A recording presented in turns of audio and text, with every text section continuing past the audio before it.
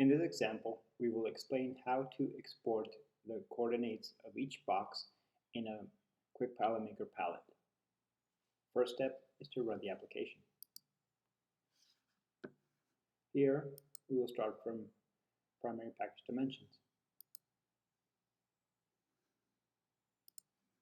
For this example, it doesn't matter which units we're working with, and we will use the default data.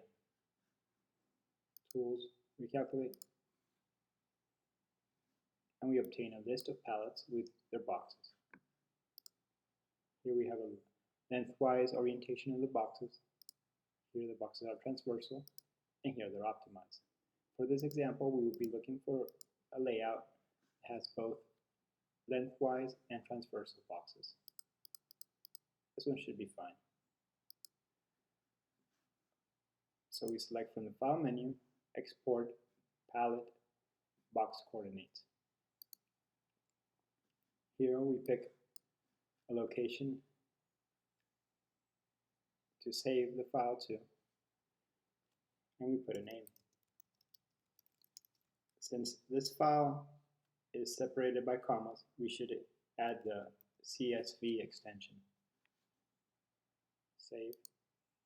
And now we'll look for it and open it. Find the file, double click, and it will open in the default spreadsheet application. Here we notice that the boxes are listed. In this case, the number starts from 307 because the number, the correlation that it has is for all the pallets in the list. You can reset this easily in a spreadsheet to 1, to start from 1 or start from 0, whichever value. Here, this column is the X value, X coordinate, the Y coordinate, and the Z. Notice that the first boxes are all on the floor.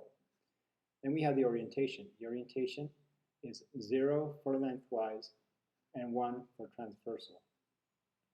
And we have the code of the box. This file can be exported to an automatic palletization machine or to other third-party software.